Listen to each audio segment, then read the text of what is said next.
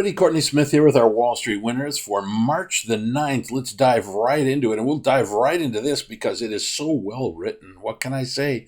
Pulitzer Prize coming up. All right, so this is a chart that I gave you last week. It's a repeat of last week's chart and this is a weekly chart, so each bar is 1 week. And I wanted to show you the retracement zone.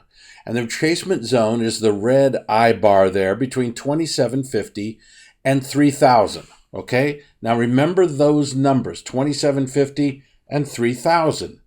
Now we go over to the daily bar chart. Wait a minute, sorry. That was, there we go. This is a longer term perspective. All right.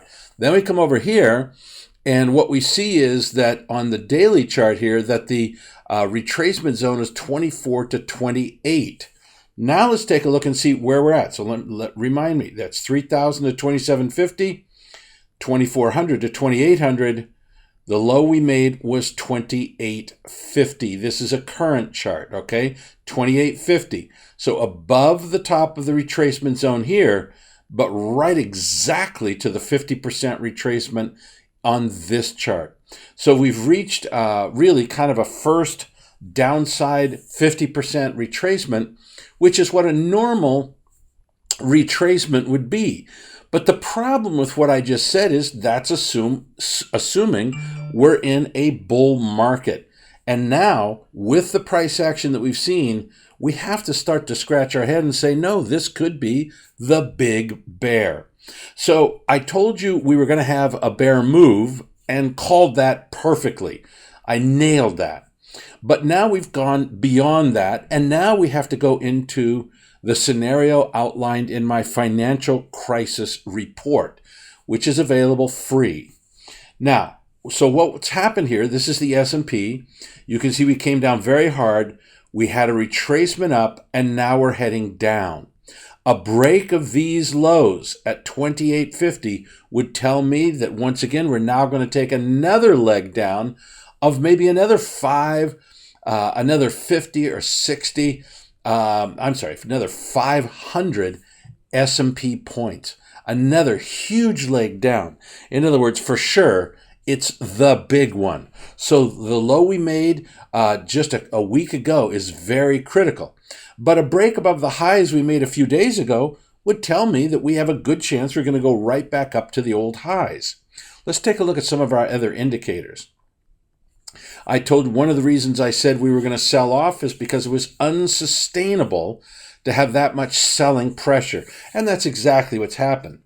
The problem is you can see the green line shows buying pressure, and it's come off already quite a bit. Now, selling pressure hasn't gone up much from its low, but buying pressure is selling off. This is bearish.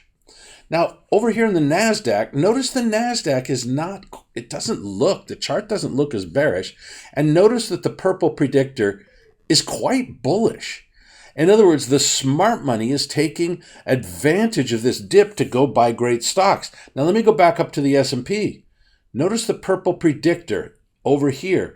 It's above the price action, which is a little bit bullish, but the NASDAQ is way above the price action. That's quite bullish. So we have to keep that in mind. Seasonality, it's in a neutral period at this point. So it's not bullish nor bearish. When we look at Stock Traders Almanac, they're saying neutral. So seasonality, it's not helping nor hurting the market at this point. Because the Fed dropped interest rates a shocking 50%, you can see that the yield curve bounced back to positive. Now look in the lower left-hand corner, and you can see it's positive on the whole yield curve. Now the way we play the yield curve is I already told you we're going to have a bear market. And I told you that a year ago, back in March of last year. So I've been telling this for a long time. There's no surprises here. But you shouldn't be surprised because you're watching this video, and hopefully you've been watching it for a year. Now, you don't get a buy signal just because it's back up above. You need to have a sharply positive yield curve, and that, I have to admit, is a bit subjective And of course, I love objective criteria. But there's no question this is not a sharp bull market. Okay? So the Fed has to cut interest rates even more.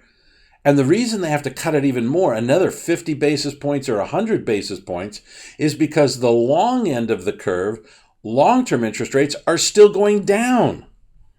The Fed just barely caught up with the long-term interest rates. The VIX, I told you last week we'd see new highs. We saw new highs. All right, asset allocation. They are completely, the market participants, the big institutions, the big pension funds are bailing out of stocks. They're buying bonds like crazy. They're just saying, we do not want to take any risk here. We're running for the hills. They're curling up in the fetal position in their bedrooms and going, la, la, la, la, la, no coronavirus, no recession. Stock market risk indicator, another indication that they're saying, no, la, la, la, la, la, it's not a bear market. If I can't see the bear market, it can't see me. So they're bailing out. We're seeing a massive shift here towards less risky investments, what they usually call a flight to quality, So basically, utilities and consumer staples, some healthcare stocks are also in that list. But the big thing, of course, is bonds and cash. Global shares, they're getting pounded, probably worse than the U.S. And here we go, bonds, rocketing higher. Now, I need to stop here for a second. Whenever you see a huge gap up like we did on Friday, with incredible volume the way we had on Friday, the first thing you have to do is say, is this a speculative blow-off, which is the end of a bull market? And a speculative blow-off is when the market starts to go vertical, gaps up on heavy volume. And that's exactly what we have.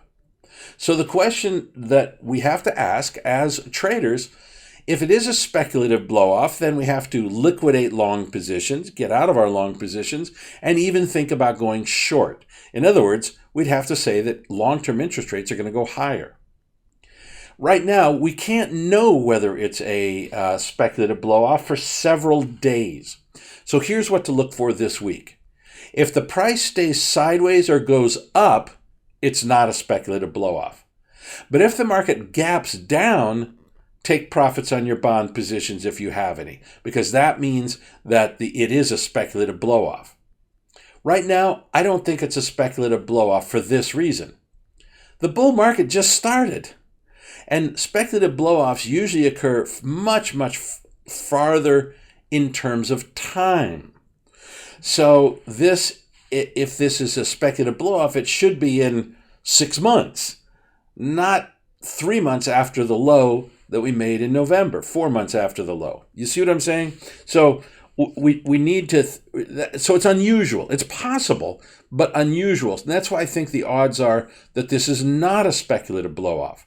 If it's not a speculative blow-off, then it's what's called a measuring gap, which means that the rally from 134 to, let's call it 164, that's 30 points. We have another 30 points to go.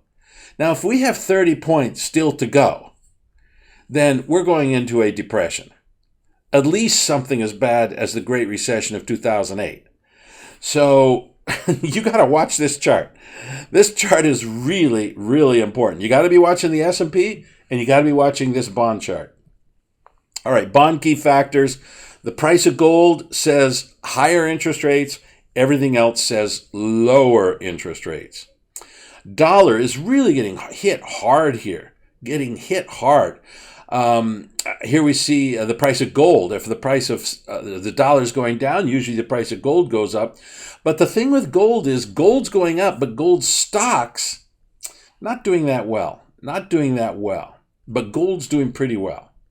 Gold key indicators, we have two of them are bullish, the top one and the bottom one, which are basically the dollar. The one in the middle is the Commodity Research Bureau, and it's bearish.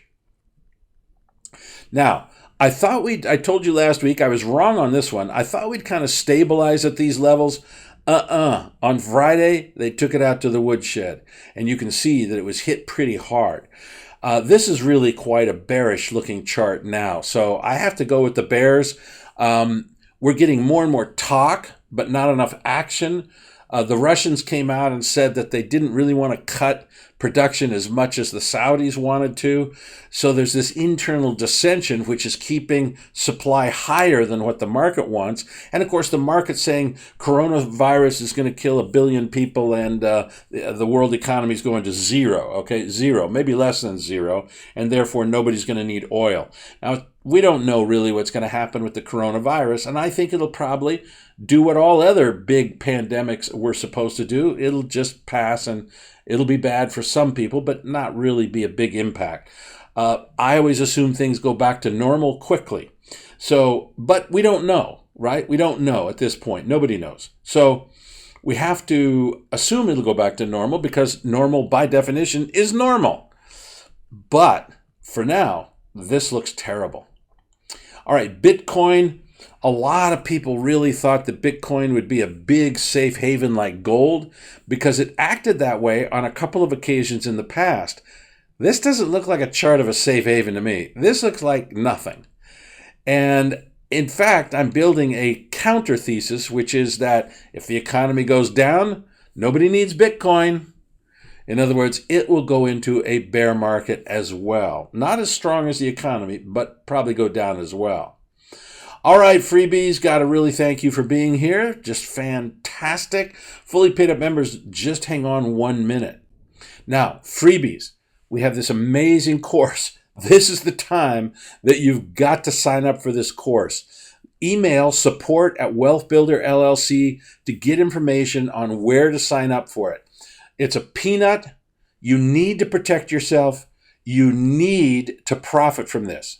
We've got a lot of, if you're a fully paid up member of Wall Street Winners, that's great.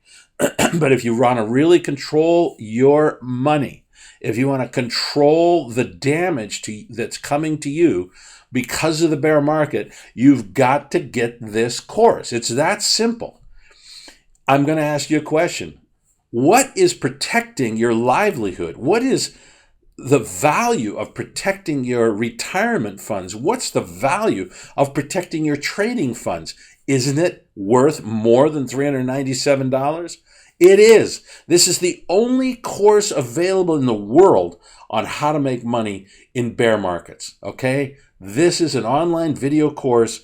It's hours of education. It tells you what causes them, how to predict them a year in advance, what to do so you can time them, so you know when to get short, when to get long, all those sorts of things. Buy the course. You're an idiot if you don't email support@wealthbuilderllc.com. So do it right now.